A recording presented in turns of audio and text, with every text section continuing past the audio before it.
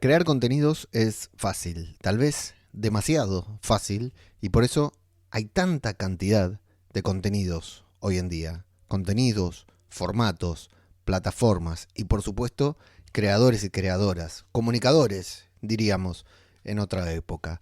Que crear contenido sea fácil, que cada vez tengamos más plataformas para hacerlo, que cada vez los medios para difundirlo, promocionarlo e incluso ganar dinero, aunque a algunos nos cueste más que a otras personas, no quiere decir que sí o sí tengamos que hacerlo.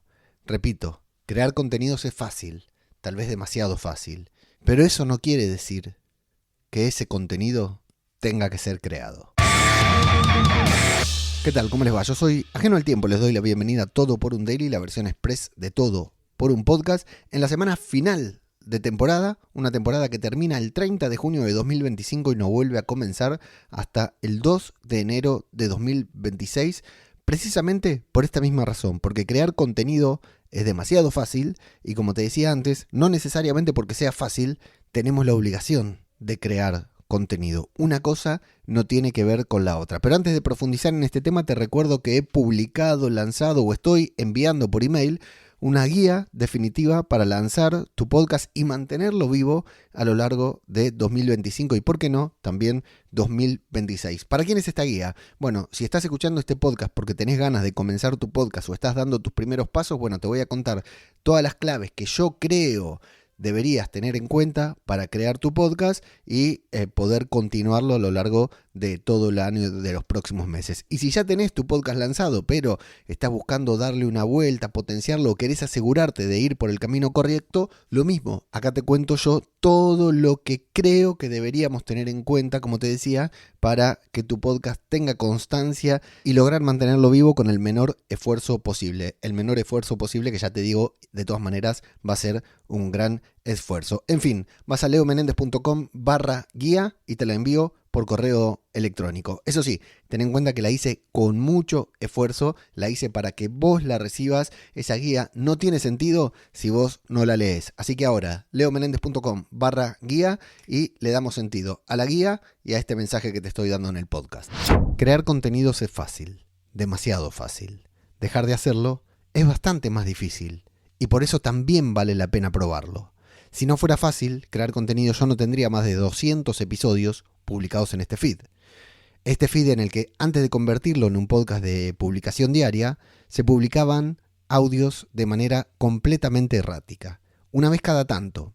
Pero no porque yo quisiera hacerlo así, no porque considerara que la frecuencia de un podcast no era importante.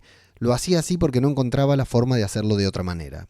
Tenía muchas cosas para decir, para compartir, para teorizar, pero no encontraba la forma de bajarlas a tierra y de poder decirlas en voz alta frente a un micrófono. Mientras tanto, el resto de mis podcasts, el de Marvel, el de Star Wars, el de The Walking Dead, seguían a todo ritmo. Pero el de podcasting, no arrancaba. Y la idea de estar maltratando este feed no me dejaba en paz. Ahí atrás, en el feed, a la vista de todos, están las diferentes ideas que fui teniendo a lo largo de este tiempo y que fui probando. Hasta que se me ocurrió la definitiva, entre comillas, la del podcast diario. También fue casi sin pensarlo, sin tener en cuenta el esfuerzo que me llevaría y las consecuencias que tendría, pero lo hice igual. Fue una prueba más de todas las que ya había hecho en este feed y fue la única prueba que salió bien, que dio resultado.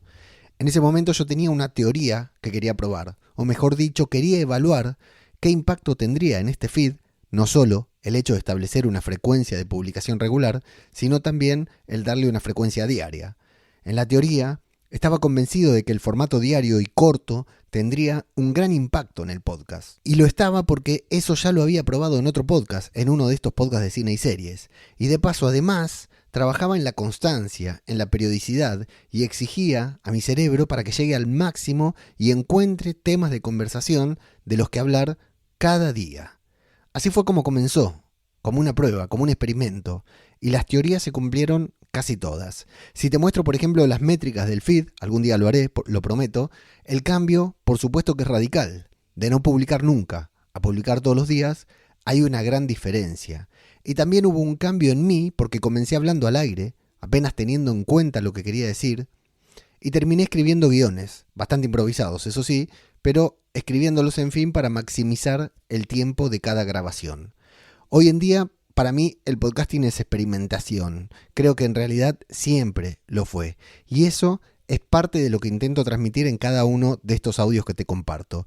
La idea de que probar, cambiar, medir, experimentar y adaptarse es buena. También la constancia, claro, pero la constancia te la dejo a vos porque a mí me cuesta mucho. La primera fase de este experimento y cuyo resultado empiezo a compartir contigo está llegando a su fin.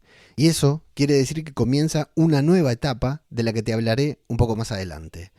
Entonces, ¿valió la pena publicar un podcast diario cada día durante todo un año?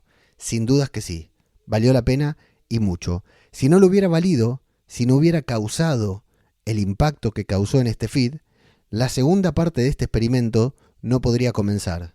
Y si ese fuera el caso, yo seguiría grabando un podcast diario.